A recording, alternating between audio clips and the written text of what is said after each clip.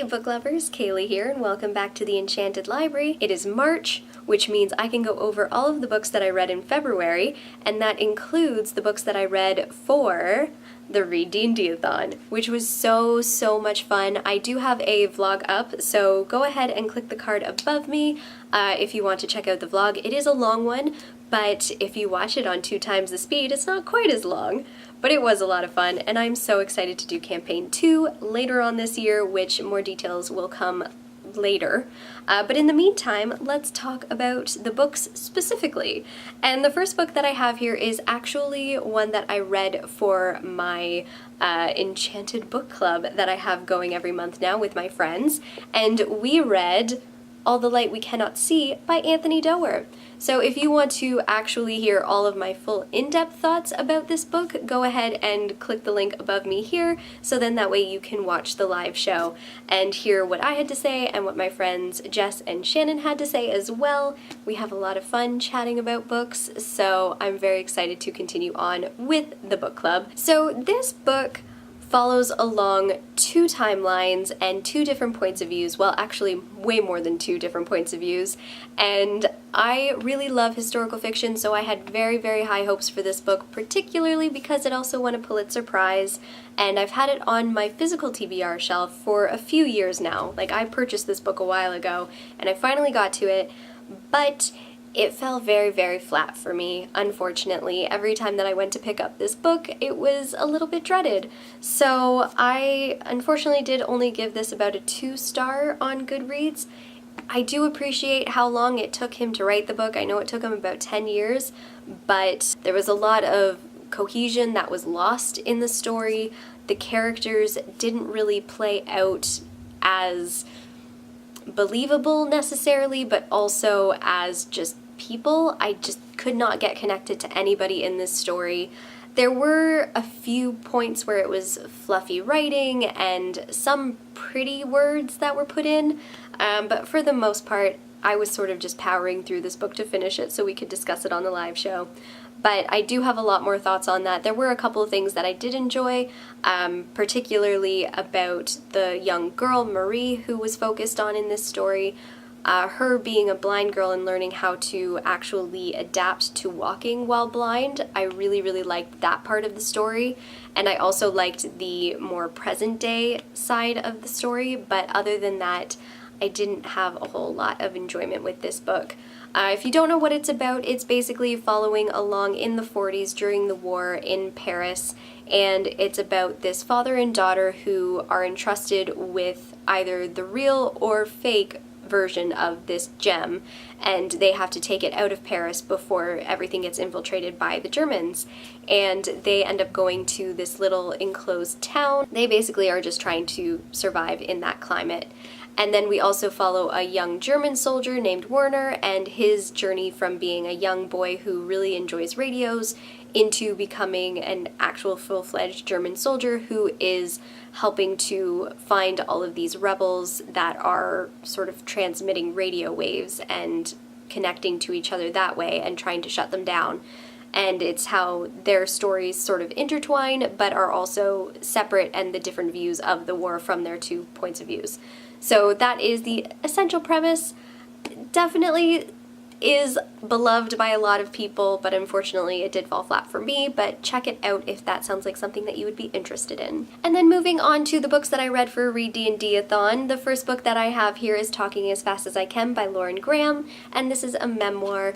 So I always find it difficult to actually rate memoirs because this is someone talking about their lives and their experiences, so I always find that difficult. I did end up giving this about a 4-star because I was entertained. I did like a lot of her thoughts and opinions on things, and it was just enjoyable to actually sort of delve into the brain a little bit of Lauren Graham and her journey of making Gilmore Girls and also making the reboot, well, the continuation of Gilmore Girls, and just everything that she went through as a child and as a teen and everything. So it was just a very enjoyable read in general, and she's just so much like Lorelai. I really appreciated that. And this was actually for The Race of Human, for my first character for the ReaD&Dathon. The next book that I picked up was a historical fiction but also with a lot of historical accuracy, if that makes sense.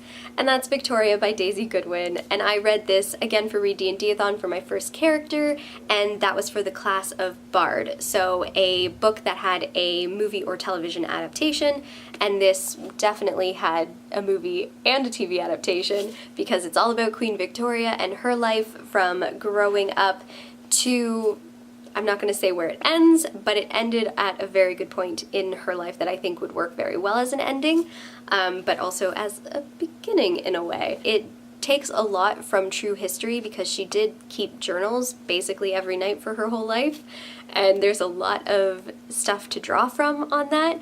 But Daisy Goodwin did a really, really good job of interweaving fiction and historical accuracies together to make a really, really great story. And if you have any interest in Queen Victoria, or if you just are interested in the monarchy in general, or the history of England, I would definitely recommend reading this book.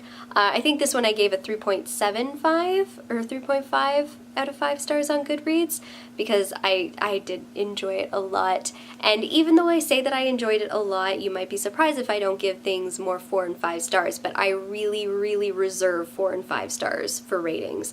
So if you see anything from me that I rate a 3 or up, it's definitely recommended. And the last book for my main character for the ReaD&Dathon, I read An Ember in the Ashes by Sabaa Tahir.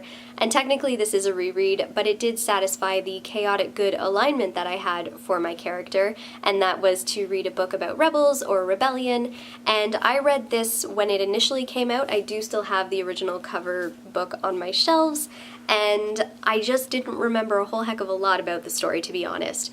But I did know that it dealt with rebels and rebellion, and I figured it would be a really great option, and I did pick up the new covers of this book because there has been a resurgence of this series over in the book world in general, so you probably have read this.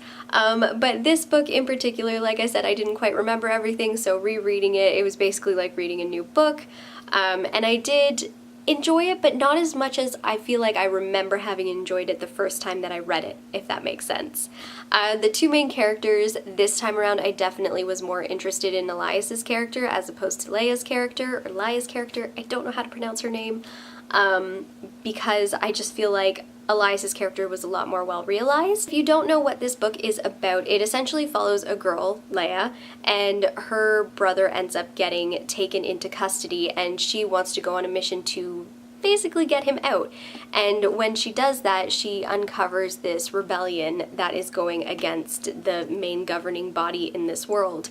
And she goes undercover for them to spy for them, so then that way they will help her get her brother out.